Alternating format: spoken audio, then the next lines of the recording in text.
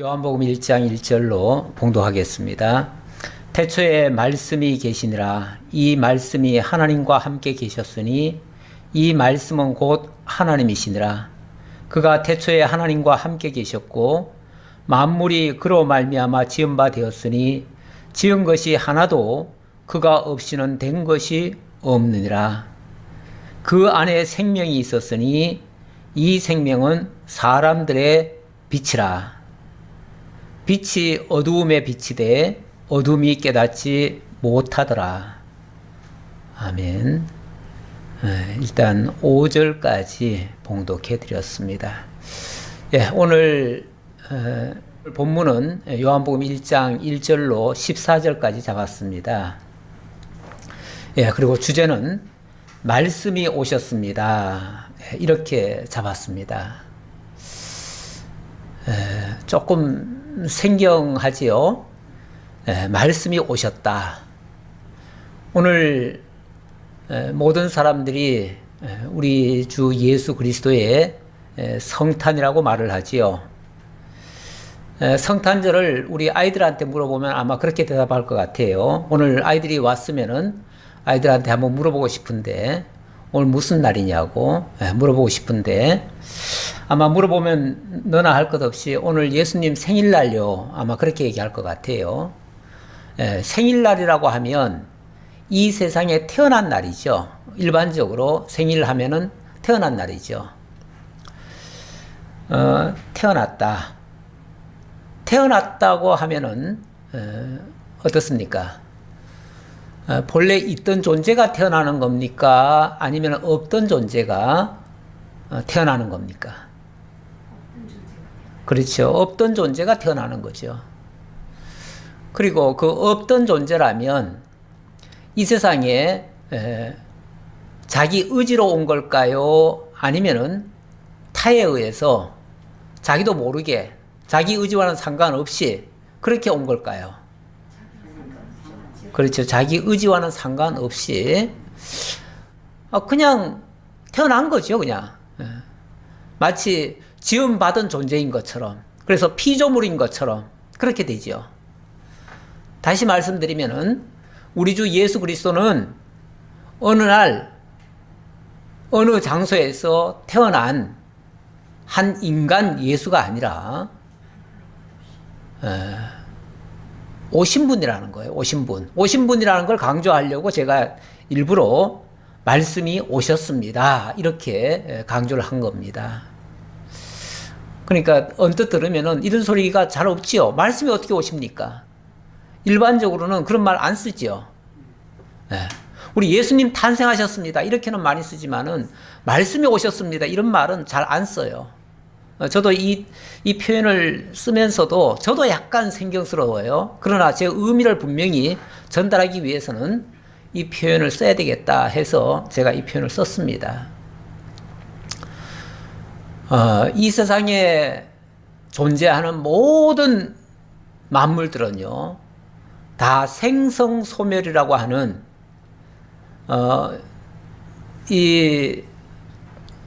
이걸 창조의 원리라고 해야겠죠. 이 창조의 원리에 따라서 이 세상에 어느 날 태어나고 존재하고 그렇게 살다가 어느 날 또 사라집니다. 그래서 왜 왔는지, 무엇을 위해 왔는지, 그럼 무엇을 하면서 사는 것이 맞는 건지 그런 것도 모른 채 그냥 우연히 태어났고 그냥 태어났으니까 살다가 왜 죽는지도 모르고 어느 날 죽죠. 다 없어지죠. 그러다 보니까 그런 모습을 보면은 사람들이 어떻게 생각하냐면 뭐 인생 별거 아니네. 뭐 만물도 별거 아니고 왜? 다 없어져 버릴 거니까. 그래서 인간 아무것도 아니야. 다 흙에서 왔다가 흙으로 그냥 돌아가고 끝나는 존재야. 이렇게 생각하죠. 그래서 어떤 스님은 그렇게 얘기했죠. 괜히 왔다 간다. 이런 말을 했지요. 사실 그 의미를 모르면은 괜히 왔다 가는 것이 맞아요. 그 사람이 뭐 잘못 본 얘기가 아니고 그냥 제대로 보고 한 소리예요. 이 세상에 많은 인간이 이 세상에 태어나고 살다가 다 죽습니다. 그대로 영원히 남는 사람은 없어요. 다 죽고 그리고 끝나요. 이 땅에서. 그것만 보면 참 인생 허무하지요. 시작도 모르고 끝도 모르고 그렇게 사는 존재죠. 그런데 우리 주 예수님은 그렇지 않다는 거. 오늘 본문은 그분의 근본에 대해서 이야기를 하고 그분이 이 땅에 오셨다는 겁니다. 오셨는데 왜 오셨는지, 무엇을 위해 오셨는지, 그리고 그 목적을 어떻게 이루시는지 거기에 대해서 자세히 밝혀주는 그런 말씀입니다. 어떤 시인의 시 한 구절을 제가 읽어드릴게요.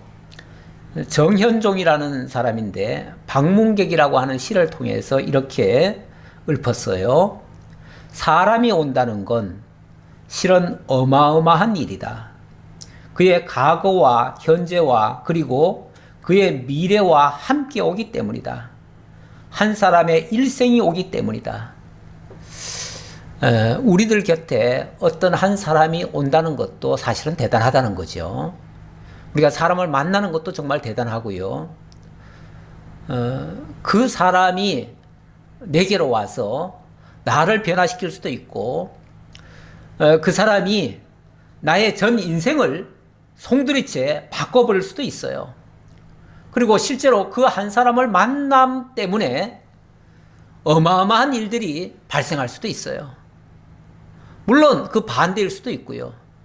어떤 사람은 잘못 만나가지고 그 사람 만난 것 때문에 천추의 한이 되고 내가 그 인간만 안 만났어도 오늘 이 꼴은 안 됐을 텐데 라고 하는 그 푸념을 하는 경우도 있지요. 그래서 한 사람을 만난다고 하는 거, 한 사람이 온다고 하는 거 보통 심각한 일이 아닙니다. 일반 사람들도 한 사람을 만나고 안 만나고가 이 정도의 어마어마한 변화가 일어날 수 있다면 우리 주 예수 그리스도가 우리들 곁에 와서 우리에게 미치는 그 영향이라고 하는 것은 이거는 어마어마한 정도가 아니라 천지가 개벽할 일입니다. 그래서 그분이 어떤 분이시고 그분이 왜 우리에게 왔고 또 우리에게 무슨 일을 하는지를 우리가 안다면 이건 정말 이 세상의 그 무엇과도 바꿀 수 없는 엄청난 선물을 받은 것이 될 것이고 또 복이 될 것입니다. 오늘은 원래 성탄절이고 사실은 다 함께 기뻐하면서 성도들과 함께 왁자지껄하게 이야기도 나누고 또 함께 떡도 먹고 이렇게 참 좋은 시간 갖고자 사실은 처음에 계획은 세웠었습니다. 그런데 불가피하게 이 모든 것이 다 취소가 됐습니다. 한편으로는 좀 아쉽고요. 우리 권사님 아까 기도하실 때에 사실은 울먹울먹 하셨습니다. 저도 울먹울먹 하는 바람에 저도 약간 매여가지고 그래서 저도 가사도 다 놓치고 뭐 막 이것저것 약간 엉키는 것 같은 느낌을 좀 받았는데 이렇게 기쁜 날 함께하지 못함이 사실 참 아쉽지요. 아쉬운데 안타깝고 그런데 또 한편으로는 물론 우리가 최근래사에서는 이렇게 허전한 성탄절을 우리가 겪어봤는가 싶습니다. 그런데 또 거슬러 올라가 보면 우리 주 예수님 처음 오실 때에 사람들이 그렇게 환영했을까? 그렇게 반갑게 많은 사람들의 축복 속에 그렇게 맞이했을까? 사실은 그렇지 못했거든요. 우리 예수님 정말 이 땅에 처음 출현하실 때에 동족들은 아무도 반기지 않았어요. 아무도 몰라봤어요.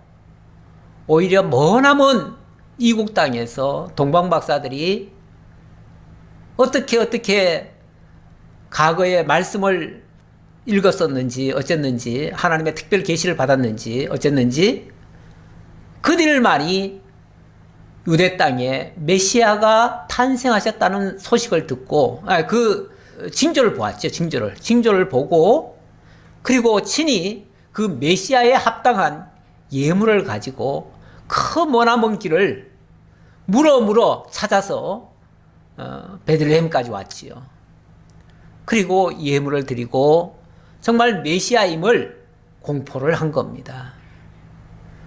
그 소식이 그 이후에 유대인들에게 알려지고 유대인들은 나중에 그 사실을 알고 나서는 예수를 따르는 것이 아니라 예수를 죽이려고 했지요. 오히려 죽이려고 했어요. 예수님의 정체를 알고 나서 물론 제대로 알면은 절대 그럴 수가 없지요. 잘못 아니까. 왜냐하면 그들이 원하던 그들이 바라던 그들의 이상적인 메시아상이 아니었거든요. 우리 주 예수님은 절대 그들이 원하는 그런 메시아 모습으로 나타나질 않았어요. 그들은 그 당시 로마 치하에서 압제받고 있을 때에 아주 강력한 로마 황제보다도 더 강한 메시아가 나타나가지고 자기네들을 해방시켜 줄 것이라고 하는 그런 기대를 가지고 있었어요. 그런 메시아를 요구를 했는데 예수님이 탄생하신 사실을 나중에 알고 보니까 뭐 베들레헴 작은 마을에서 구유에서 나셨다네요. 네. 그리고 나중에 갈릴리에 가서 뭐 어부들하고 같이 뭐 돌아다니면서 뭘 했다네요. 얼마나 초라해 보입니까? 얼마나 보잘것없어 보입니까? 우리 주님께서는 암흑천지 같은 그 죄악의 도성에 예수님이 임하실 때에 오늘 본문에 보니까 참빛으로 나타나셨대요. 참빛을 비춰주셨대요. 그런데 참빛을 아무도 참빛으로 받지를 못한 겁니다. 받아들이지 못했어요.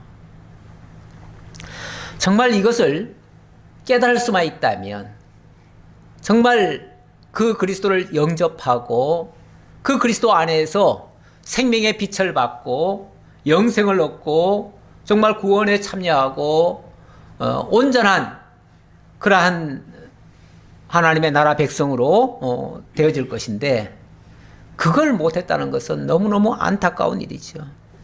사실은 오늘 축하할 일이죠. 축하할 일인데 단순히 이 땅에 한 사람으로 태어난 것을 축하하는 게 아니고 한 위대한 성인을 축하하는 게 아니고 오히려 그 이전에 영원 자존하신 그분이 우리 곁으로 오셨다는 거.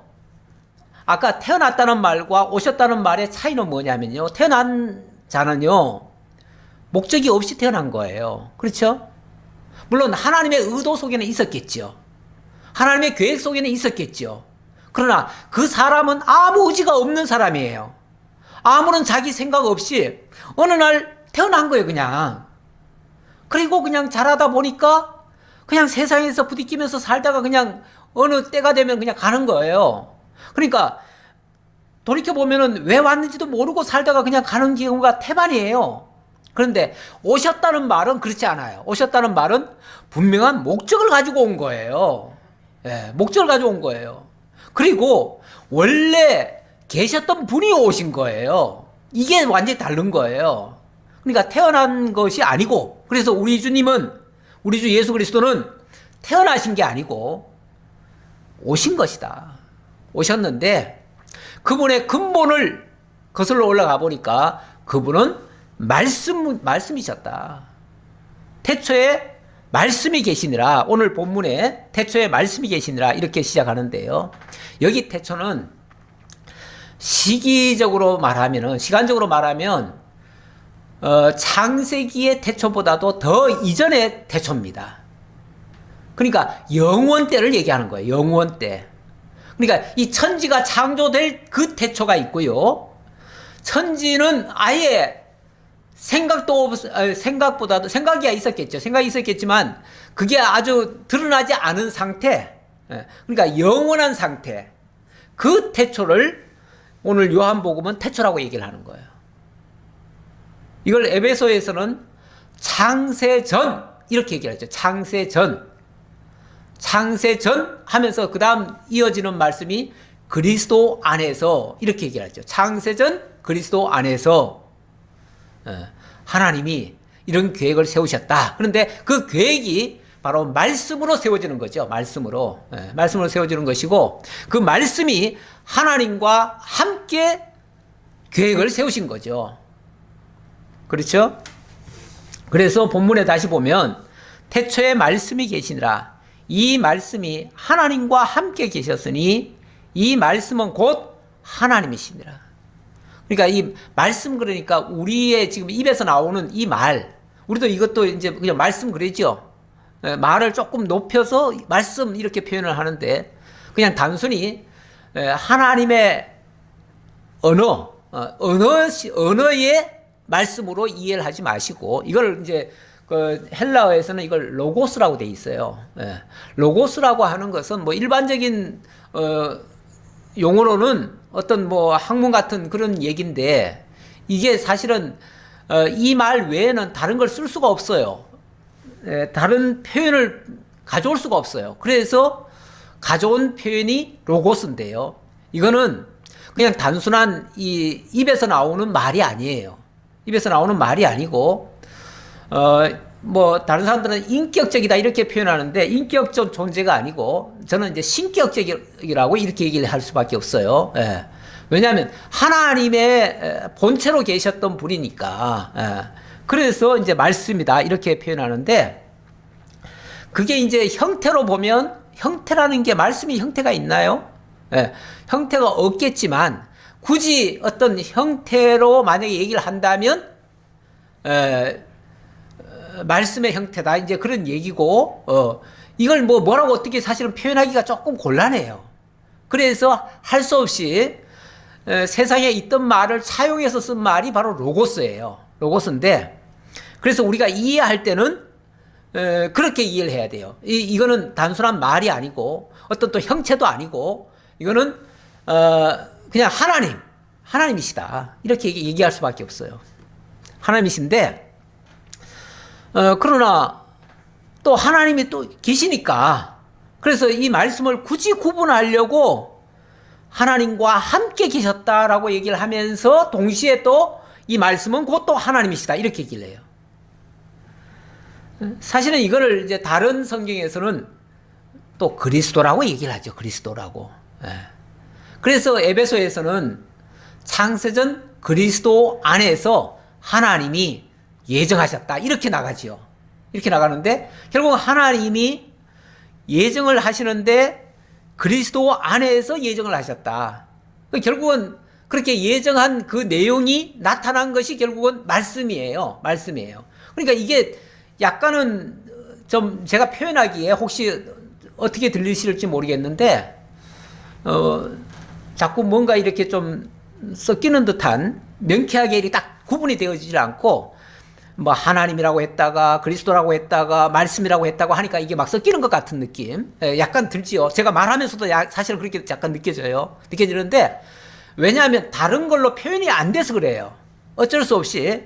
그래서 할 수 없이 로고스라고 표현을 했는데 그러니까 굳이 이 본문에서는 이 말씀을 로고스라고 해요. 로고스라고 하고 또 다른 성경에서는 그리스도라고 하고 그걸 또 메시아라고도 하고 그것이 어떤 형태로 만약에 나타난다면 형태는 아닌데도 형태라고 표현할 수밖에 없어서 제가 얘기하는데 형태로 나타난다면 말씀이라고 할 수 있다. 그 얘기예요. 그러니까 이게 여러 표현이지만 결국은 하나예요. 결국은 하나고 결국은 그리스도께서 그리스도로 계셨고 말씀으로도 계셨고 계셨다. 그 뜻이죠. 그가 태초에 하나님과 함께 계셨고 만물이 그로 말미암아 지은 바 되었으니 지은 것이 하나도 그가 없이는 된 것이 없느니라. 뿐만 아니라 그분이 그냥 홀로 존재만 하신 것이 아니고 그분이 실제로 이 천지 만물을 짓는 일에 그분이 역사하셨다 그 말이에요. 그분이 역사하셨다. 우리 창세기 때 보면은 하나님이 태초에 하나님이 빛이 있으라 하시니까 빛이 있었죠. 근데 빛이 있으라고 뭘로 하신 거죠? 말씀으로 하신 거죠. 말씀으로. 그러니까 태초에 하나님이 빛이 있으라 말씀하신 거예요. 그때는 언어로 말씀하시는 것 같은 느낌이에요. 근데 단순한 언어 차원에서 저는 넘어서야 된다고 봐요. 예. 그러니까 단순히, 물론 하나님의 말씀은 입술로 나오는 순간, 근데 하나님 입술이 있나요? 뭐 자관 우리가 이해하기 위해서 지금 표현하는 거예요. 이해하기 위해서 입술로, 또 하나님이 때로는 또 하나님의 손으로, 때로는 하나님의 눈동자가 뭐 이렇게 표현하는데, 이것도 다 의인화해서 우리 알아들으라고 하는 표현이지, 하나님이 우리처럼 이렇게 눈이 있고 이렇게 손이 있고 이렇게 입에서 말이 나오고 이러시는 분이 아니에요. 예. 하나님은 영이시기 때문에, 그러니까 우리가 상상하기, 우리가 이해하라고 이렇게 지금 표현하는 거지. 그래서 어쨌든 보세요. 자, 태초에 말씀으로 천지를 창조하셨어요. 그때 그 말씀이 곧 로고스인 거예요, 결국은. 그러니까 그 로고스가 결국은 뭐 하신 거예요? 창조하신 거죠. 창조하신 거죠. 예. 결국은 이 천지 만물의 창조주예요, 창조주. 예. 제가 오늘 묵상한 말씀이 이사야 9장 6절의 말씀인데요. 거기에 보면 한 아기가 우리에게 낳고 한 아들을 우리에게 주신 바 되었는데, 자, 그러면서 한 아기가 우리에게 주신 바 되었다. 이것도 그냥 단순히 그냥 태어났다라는 차원이 아니고 하나님이 주신 바 되었다. 이건 어떤 목적을 가지고 주신 거예요. 주셨는데 그의 어깨에 정사가 매어져 있다. 정사라는 말은 이 세상 삼라만상을 다 주관하고 섭리하고 다스리는 그 모든 역사가 그 정사라고 하는 곳에 담겨져 있는 거예요. 그걸 메고 오시는 분이라는 거죠. 그 모든 것을 하시는 분이라는 거죠. 그런데 그의 이름이 여러 가지로 불릴 수 있어요. 그래서 하나로 딱 단정을 짓는 게 아니고, 그의 이름은 기묘자라. 기묘하다 우리 얘기하잖아요. 이거는 제가 아까도 자꾸 여러 표현을 했는데, 이 기묘한 이름들이에요. 사실은 말씀이라는 것도 그렇고, 예. 뭐 그리스도라는 표현도 그렇고. 그런데 어쨌든 기묘자라, 모사라고 하는 것은 모든 것을 설계하신 분이에요. 예, 이 모든 것을 다 설계하신 분, 이 천지 삼라만상을 다 설계하시고 주관하시는 그런 분이에요. 또 전능하신 하나님이라, 영존하시는 아버지라, 평강의 왕이라 할 것이다. 이렇게도 불려지고 저렇게도 불려질 것이다, 그 말이죠. 왜? 그 모든 역사를 다 하실 분이기 때문에. 그러니까 이분이 영원하신 분이시지 어느 날 태어나면서부터 역사를 시작하신 분이 아니다, 그 말이죠. 오히려 태어나는 모습이나 우리 가운데 육신의 모습으로 온 것은 어찌 보면 어떤 목적을 이루기 위한 수단이에요. 수단으로서 오신 거지, 그게 그분의 전체라고 보시면 안 돼요. 그러니까 너무 예수님의 그 태어난 그 탄생에다가 너무 초점을 맞추는 거는 이 크신 하나님의 그 계획과 그거를 애써 축소하는 꼴이 되어버려요. 그래서 저는 그 탄생이라는 측면보다는 오히려 주님이 오셨다는 거에 더 초점을 맞춰서 말씀을 드리는 겁니다. 그 안에 생명이 있었으니 이 생명은 사람들의 빛이라. 이 생명이 있었다. 그리고 사람들의 빛이다. 사람들의 빛이라는 말은 사람들이 이 빛을 받아야 생명을 얻는다, 그 소리거든요. 그 소리인데, 그 말은 사람들이 지금 생명이 있다 없다? 없다는 거예요. 왜? 죄와 사망 가운데 놓여져서 그래요. 물론 뭐 그것까지 또 얘기하려면은 뭐 한도 끝도 없이 또 올라가야 되는데, 우리가 아시다시피 아담의 타락 이후 인류는 그야말로 혼돈하고 공허하며 흑암이 가득한 가운데 던져져 버렸어요. 한마디로 죄악으로 똘똘 뭉쳐져 있어요. 죄악 덩어리가 되어버렸어요. 이 죄악은요, 하나님이 그러셨잖아요. 선악과를 먹는 날에는 정녕 뭐 하리라? 죽으리라 그랬어요. 죽으리라. 그러니까 죽어버린 거예요, 사실은. 죽었는데 그런데 또 좀 움직이잖아요. 우리 다 움직이니까 뭐 그래도 살아있는 거 아니냐라고 할 수 있지만 영이 죽은 상태에서 60만 지금 움직이는 거예요. 뭐 낙지인가요? 그런 것들을 보면은 다리를 다 자르고 그 탕탕이 같은 그 음식을 보면은 탕탕탕 찌어요. 찢는데도 다 꿈틀꿈틀거리고 돌아다니 막 그래요. 막 움직여요. 입안에 넣어도 그냥 꿈틀꿈틀거려요. 사람들 좀 잔인하죠. 그런 걸 또 맛있다고 먹는데. 근데 그게 사실은 산 겁니까? 죽은 겁니까? 죽었지만 뭐 좀 살아있는 것 같은 느낌을 주는 거죠. 그러나 결국은 그 죽은 거죠. 죽은 거나 마찬가지죠. 하나님을 알지 못하는 사람은 물론 잠시는 살아있어요. 잠시는 살아있는데 그게 온전히 살아있는 건가? 아니에요. 다 죽어서 다 흙 속으로 들어가고 흙으로 끝날 거예요. 그러니까 살았다고 할 수가 없어요. 그리고 흙으로 들어가서 없어져 버릴 그 존재는요, 그냥 육덩어리예요. 그거를 헬라어로는 살크스 또는 sak스라고 그러는데, 그걸 그냥 직설적으로 표현하면 그 고기 덩어리라는 뜻이에요. 고기 덩어리. 육신 덩어리, 육신은 그냥 고기 덩어리에 불과한 거예요. 그러니까 실제로 그 영혼이 우리 인간의 근본이죠. 근본이고 그 영혼이 살아야 진짜 산 존재인데 그 영혼이 죽어버리면 사실은 살았으나 실상은 죽은 존재지요.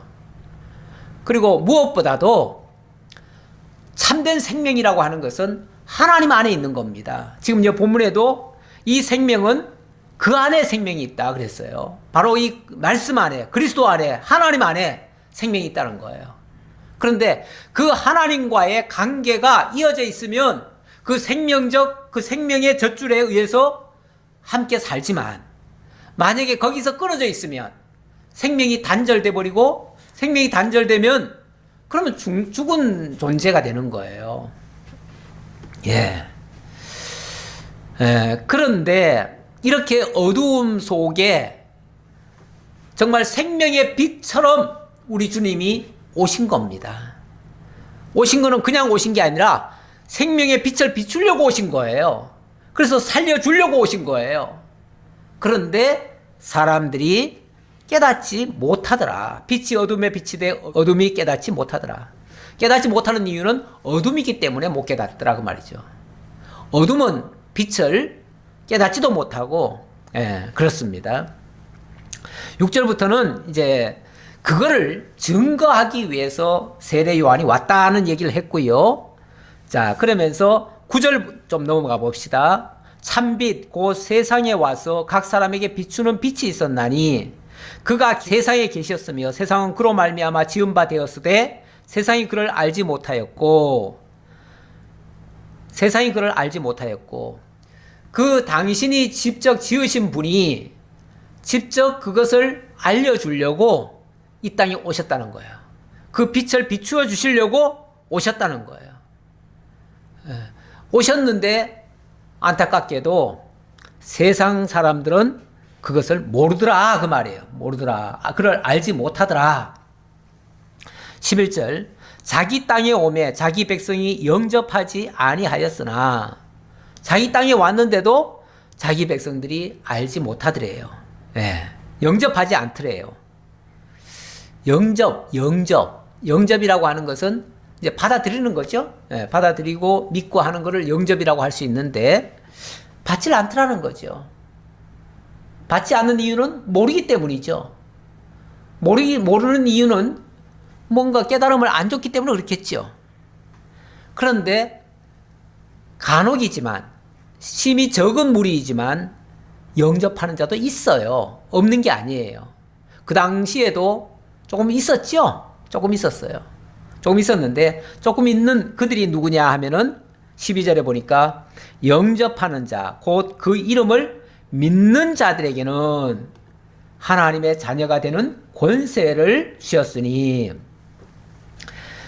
영접하는 자는 하나님의 자녀가 되는 권세를 주시더라. 그런데 그 영접하는 자가 누구냐? 누가 영접할 수 있죠? 그걸 이렇게 설명합니다. 13절 보니까 이는 혈통으로나 육정으로나 사람의 뜻으로 나지 아니하고 오직 하나님께로부터 난 자들이니라. 하나님으로부터 난 자들. 우리 주 예수님은 하나님께로부터 온 자시고요. 하나님의 택한 백성들, 그들이 하나님께로부터 난 자들이 되겠지요. 예수님의 말씀을 듣고 이 복음을 듣고 하나님의 보내신 자 그리스도이심을 믿어서 그의 생명에 참여하게 되는 자들이 있더라 그 말이에요. 그들이 바로 하나님께로부터 난 자고요. 그렇게 영접하는 자가 곧 그 이름을 믿는 자들이고요. 또 그 이름을 믿는 자들이 곧 하나님의 자녀가 되는 권세를 받은 자들이고요. 그 하나님의 권세를 받은 자들이 또 나아가서 오직 하나님께로부터 난 자들이다. 이런 논리입니다. 이런 논리. 이런 논리. 이런 자들이 진짜 성도들이에요. 요걸 이제 역으로 또 생각해 보면 오늘날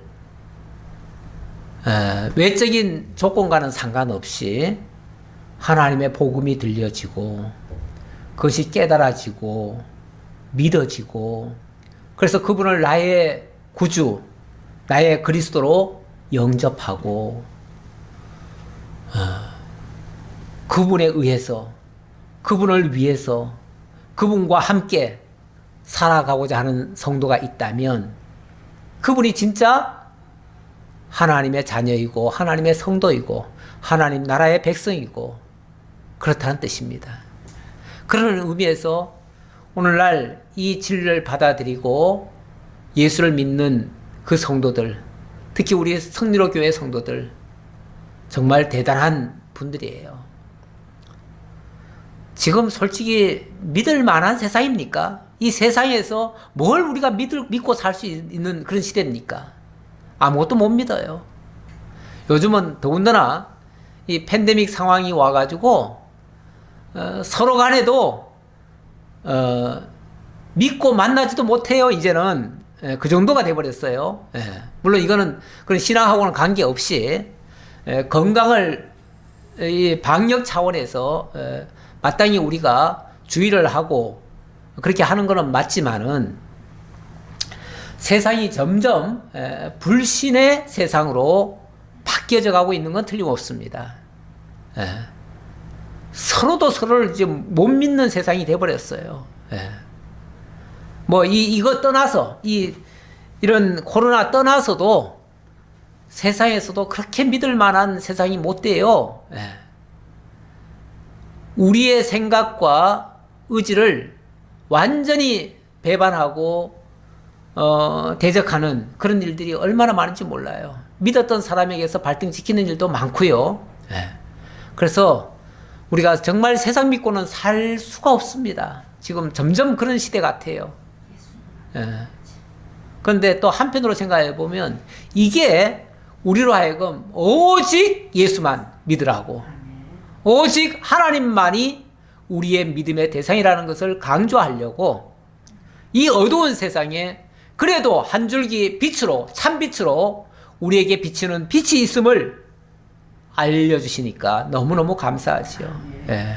그런 의미에서 사실 오늘은 너무너무 기쁜 날이에요. 사실 이 진리의 빛으로 우리 주님이 오셨고 우리들을 일깨우셨고 우리로 하여금 하나님 나라 백성 만들어주시는 그러한 날이니까요.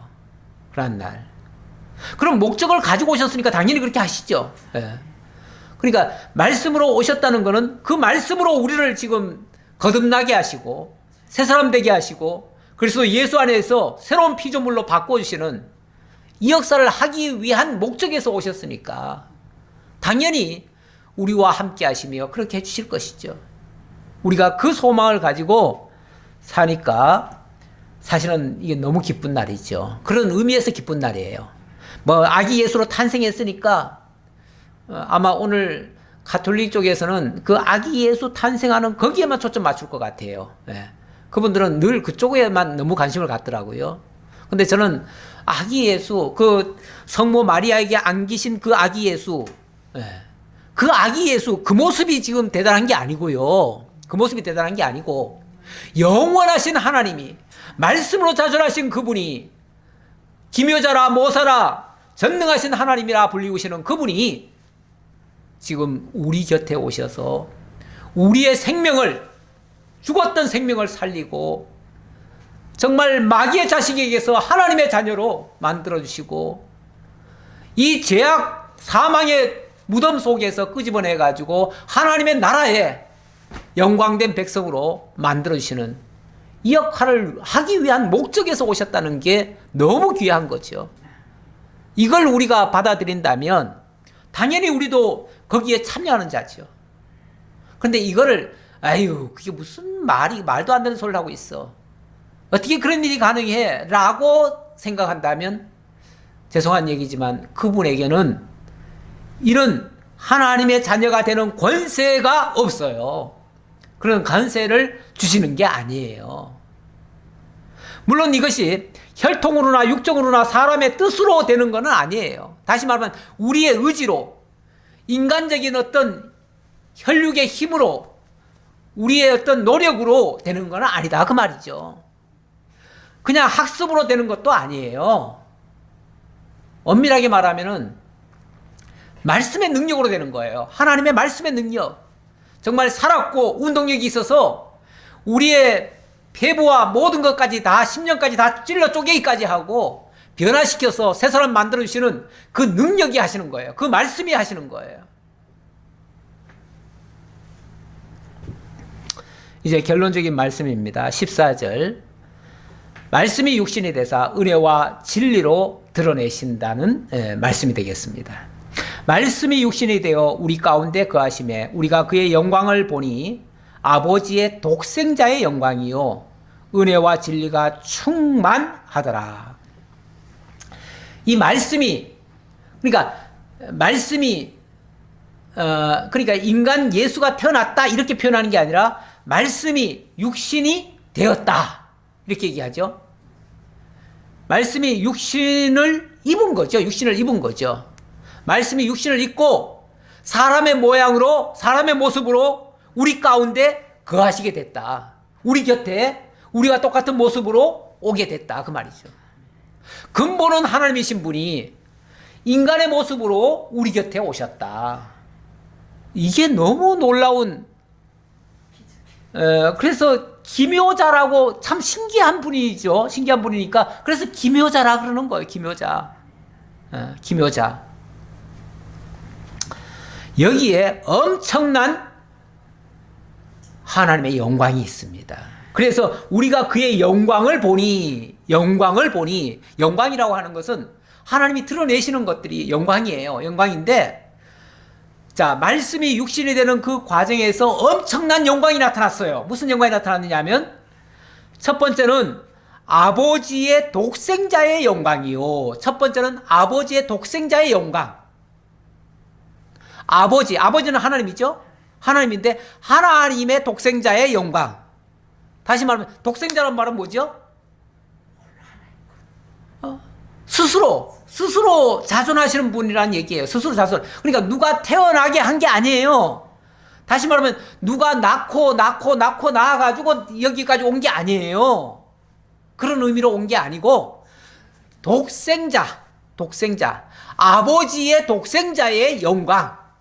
그러니까 하나님이 독생하신 하나님이 스스로 자신이 물론 뭐 방편이야 마리아의 몸을 빌어서 왔으니까 낳았다라는 표현이 뭐 전혀 틀렸다는 말은 아니에요. 하지만 그거는 껍데기만 본 거다 그 말이죠. 본질을 보면 그분의 근본을 먼저 확인해 봐야 될 거 아니에요. 근데 그분의 근본이 바로 독생자의 영광이다. 그러니까 하나님의 영광, 스스로 자존하신 분의 영광이 나타났다. 이 일 사건을 통해서. 또 하나는 은혜와 진리가 충만하더라. 은혜가 충만하고 진리가 충만하더라. 은혜라고 하는 건 뭐죠? 그저 선물로 주는 거라고 그랬죠? 예. 그러니까 하나님이 이 과정에서 하나님이 뭐 때문에 뭐가 아쉬워서 이 땅에 정말 누구 말 맞다나 그 낮고 천한 구육간에 오시겠어요? 뭐가 아쉬워서? 우리 사랑하려고, 사랑하는 우리를 구원해 내시려고. 그런데 우리가 지금 사랑한다는 표현을 썼지만 사실은 사랑받기에 합당한 존재였습니까? 예. 아담의 타락 이후로 죄담이 너무 높게 쌓여버렸어요. 그래서 하나님과 우리 사이가 이게 원수 관계가 돼버렸어요. 아버지와 아들 관계가 아니라 원수 관계가 돼버렸다니까요. 예. 마치 물과 기름이 완전히 분리가 돼가지고 도저히 섞일 수 없는 상태. 예. 그리고 죄담이 가로막혀가지고 절대로 넘어설 수 없는 상태. 이 상태가 돼버렸어요. 그런 상태에서 우리를 건져내고 우리에게 우리 능력으로는 이제 다시 하나님과 화목할 수가 없으니까 하나님 편에서 와주신 거예요. 와주시고 우리를 그냥 안아주신 거예요. 우리를 그냥 끌어주신 거예요. 이게 하나님의 사랑인 거예요.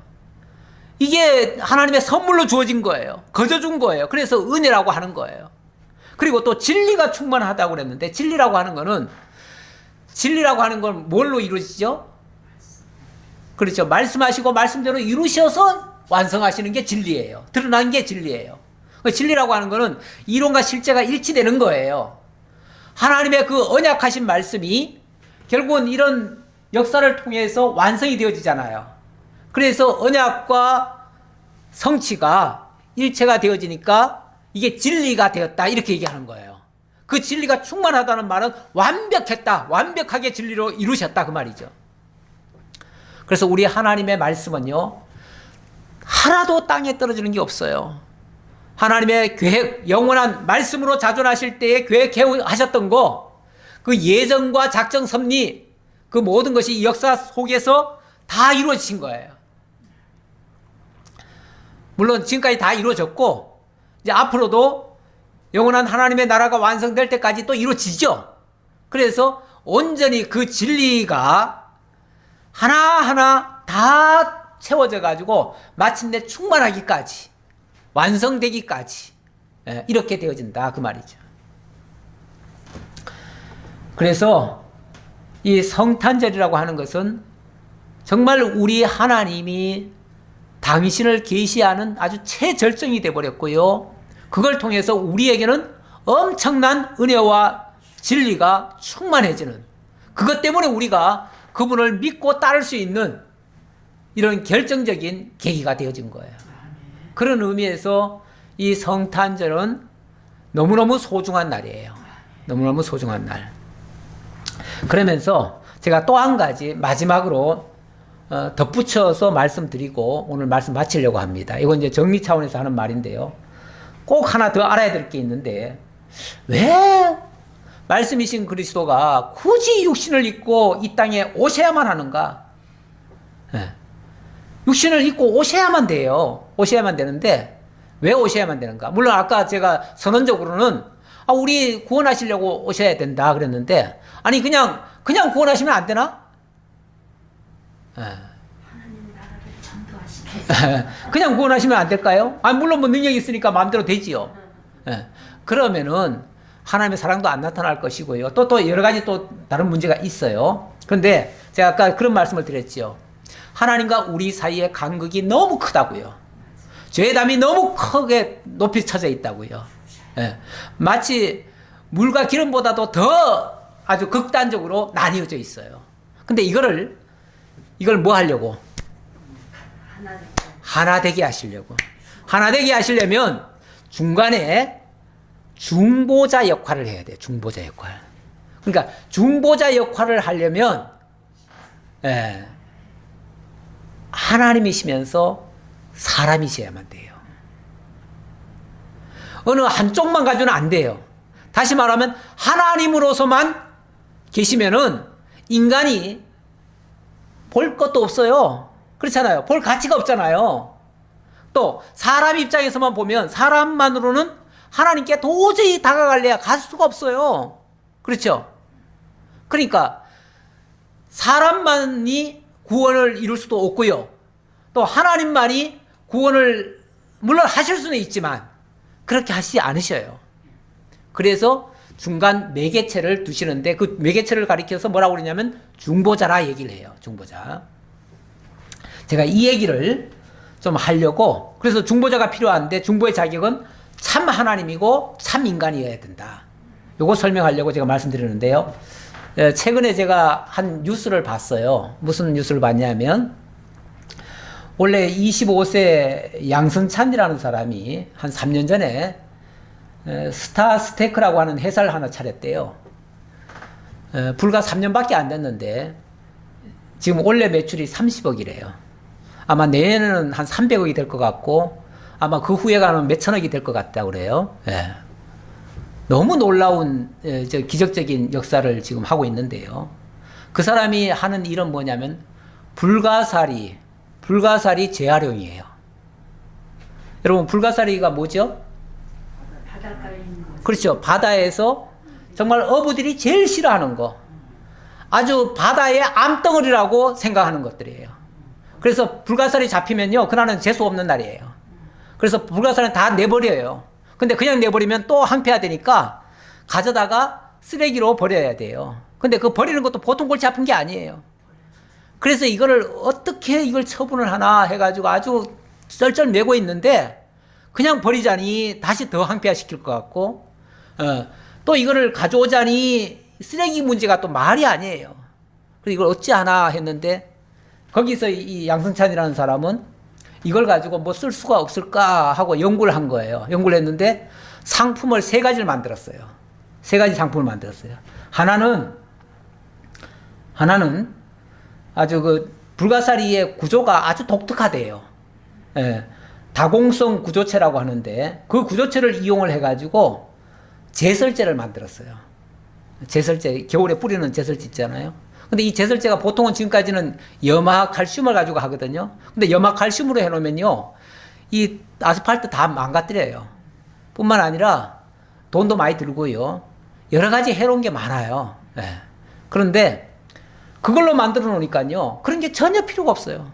전혀 해롭질 않아요. 아스팔트도 해를 안 줘요. 또 하나는 콜라겐을 그 안에서 뽑아내가지고 그걸 화장품 회사에다 팔아요. 이게 또 대박을 친 거예요. 너무너무 아주 질이 너무 우수해요. 또 하나는 그러고 나니까 이제 찌꺼기가 나올 거 아니에요. 그 찌꺼기로는 액상 비료를 만들었어요. 그래가지고 그 비료를 또 팔아먹어요. 그 사람이 뭐라고 표현을 하냐면 불가사리는 하나도 버릴 것이 없는 보물덩어리다. 보물덩어리라는 거예요. 그러니까 어떤 사람에게는 암덩어리인데 그 암덩어리를 바꾸니까 뭘로 바뀐 거예요? 보물덩어리로 바뀌어요. 예. 예, 그리고 이거는 뭐 흔히 다 아는 건데요. 예, 여러분 그 비누를 옛날 빨래 비누 같은 걸 뭘로 만들죠? 잿물? 예, 양잿물 들어가지만 원재료가 뭐죠? 물론 좋은 기름 가지고 해도 되지만 폐식용유 가지고도 해요. 예, 폐식용유 가지고도 해요. 물론 폐식용유면 질이 조금 떨어지겠죠. 예. 근데 어쨌든 기름 성분, 그 기름 성분에다가 양잿물 같은 걸 넣어가지고 그래가지고 이게 결국은 비누가 되거든요. 그 비누로 하면은 뭐가 되죠? 더러운 옷도 찌든 때도 다 녹여서 깨끗하게 만들죠. 거기에 이제 들어가는 성분이 그렇게 해서 만들어진 성분이 뭐냐면 계면 활성제라고 그래요. 이 계면이라고 하는 것은 양쪽을 분리한다는 뜻이고요. 그러니까 면을 경계한다 그 뜻이고 딱 나눈다는 얘기고 활성제라고 하는 건 이걸 또 썩는 거예요. 썩는 건데 이런 성분을 기름과 어찌 보면 양잿물 이걸 가지고 나누기도 하고 썩기도 하는 이 역할을 하는 거예요. 이 역할을 하는데 일단은 때라고 하는 거 찌든 때 같은 거는 일종의 약간 기름 성분 같은 게 굳어가지고 그게 때가 되거든요. 그런데 몸에서도 때가 나오잖아요. 그게 이제 옷에 묻으면 그게 찌든 때가 되잖아요. 근데 거기에 기름 성분이 들어가면 이걸 녹여요. 일단은 녹여요. 녹이고 그 다음에 활성제는 이걸 또 코팅을 해줘요. 그런 다음에 어떤 물로 딱 충격을 주면은 씻겨져 나가버려요. 이래가지고 그게 이제 깨끗해지거든요. 아니, 기름때를 지우는데 기름을 쓰는 거예요. 그렇죠? 예. 이게 이제 결국은 두 가지 성분이 전혀 다른 건데, 극단적인 건데, 물과 기름은 원래 섞이지 않는 거잖아요. 극단적인 것을 이쪽도 녹이고 이쪽도 녹여가지고 뭐 하는 거예요? 하나 만들어가지고 씻어내는 거예요. 이 원리예요. 이 원리를 보면 우리 주 예수님이 하나님과 인간 사이에 죄의 담이 가로막혔다 그랬죠? 인간은 완전히 죄로 똘똘 뭉쳐져 있어요. 하나님은 너무너무 거룩하시고 의로우신 분이고요. 그래서 도저히 상대가 안 돼요. 상대가 안 되는데 하나님도 쉽게 말하면 녹이고 인간도 녹이는 이게 필요한 거예요. 그렇죠? 양쪽 다 필요해요. 양쪽 다 필요하고 인간의 때를 예를 들어서 인간의 때가 죄라고 칩시다. 그 죄를 녹이고 그 죄를 감싸는 게 필요한 거예요. 그 감싸는 게 의가 되는 거죠. 의로 가려가지고 그 다음에 의의 보혈로 씻으니까 저는 옛날에 그런 생각을 많이 했어요. 아니 붉은 피로 씻는데 왜 희고 깨끗해지지? 이런 생각을 했어요. 예. 그런데 자관 그 붉은 피가 결국 하나님의 의를 얘기하는 거잖아요. 그 의로 씻어내니까 깨끗해지는 거예요. 그래서 하나님과 우리 사이에 가로막혔던 그 죄를 우리 주 예수님이 중간에서 씻어내 주어야. 그러려면은 이쪽도 녹이고 이쪽도 녹여야 되는데 그러려면은 하나님이셔야 되고 인간이셔야 된다 그 말이죠. 그래서 말씀이 육신이 되셔야만 된다. 말씀이 육신이 되셔야만 된다. 말씀이 육신이 되지 않으면, 말씀이 육신으로 오지 않으면 절대 이 둘을 합할 수가 없다 그 말이죠. 인간이 하나님과 아무리 화목하려고 노력해도요, 인간은 못해요. 근데 우리 주님이 그 화목해 하시는 겁니다. 우리는 그 화목해 하신 것을 받아들이는 거죠. 그리고 영접하고 믿는 거죠. 그러면 우리도 그리스도 안에서 함께 씻음 바 되어지고 함께 화목하게 되는 이런 역사가 만들어지겠지요. 이제는 우리가 그리스도의 제자로서 그 일에 참여하는 것이지 우리가 화목하게 하고 우리가 무슨 중보 역할을 하고 우리가 무슨 뭐 역할을 다 하는 게 아니에요. 우리 주 예수님께서 바로 그 일을 위하여 오셨다. 그래서 16절 결론 한마디만 더 읽을게요. 우리가 다 그의 충만한 데서 받으니 은혜 위에 은혜르라. 그의 충만한 데, 그 충만한 그 능력 가지고 우리에게 임하니까 우리에게는 은혜 위에 은혜가 되더라. 정말 하나님이 하시는 모든 일들이 다 은혜예요. 은혜 아닌 게 없어요. 주님 정말 그 거룩하신 하나님이 우리에게 은혜로 다가오셨습니다. 이 은혜가 이제 그리스도 예수 안에 있는 우리 모든 성도님들 가정에도 앞으로도 두고두고 은혜와 그 참빛이 계속 비춰지기를 기원합니다. 기도하겠습니다. 하나님이 세상을 이처럼 사랑하사 독생자를 주셨으니 이는 그를 믿는 자마다 멸망하지 않고 영생을 얻게 하려 하심이라. 하나님이 그 아들을 세상에 보내신 것은 세상을 심판하려 하심이 아니요 그로 말미암아 세상이 구원을 받게 하려 하심이라. 이제 그리스도 예수를 영접한 자들은 그리스도로 옷을 입고 하나님께로 당당히 나아갈 수 있게 되었습니다. 이 은혜를 주시려고 친히 우리 곁에 와주시고 복음으로 세례를 받게 하시고 그리스도로 옷 입어 새 사람이 되게 하심을 감사드립니다. 이제 우리는 영원하신 하나님 아버지 안에서 독생하신 그리스도의 은혜와 진리로 참빛으로 새 생명을 입었습니다. 오늘은 그 은혜에 감사를 드리고 그 은혜의 영광을 찬양합니다. 일찍이 선자들이 증거한 대로 우리 주님 어깨에 정사를 메시고 오신 기묘자요 임마누엘이요 보혜사요 전능하신 하나님이요 영존하시는 아버지십니다. 그리고 평화의 왕이십니다. 이 어둡고 암울한 땅에 정말 주님이 필요합니다. 올 한 해 동안 코로나로 인해서 많은 압박을 받아왔습니다. 아버지 하나님, 이럴 때에 더욱더 임마누엘 주님, 전능자이신 주님, 평화의 왕으로 임재하셔서 우리들이 헤쳐가야 할 이 모든 길을 인도해 주옵소서. 오늘 말씀을 듣고 아멘으로 화답하는 성도들에게 하나님의 사랑과 기쁨과 행복이 가득하게 하옵소서. 우리 주 예수 그리스도의 이름으로 기도하옵나이다. 아멘.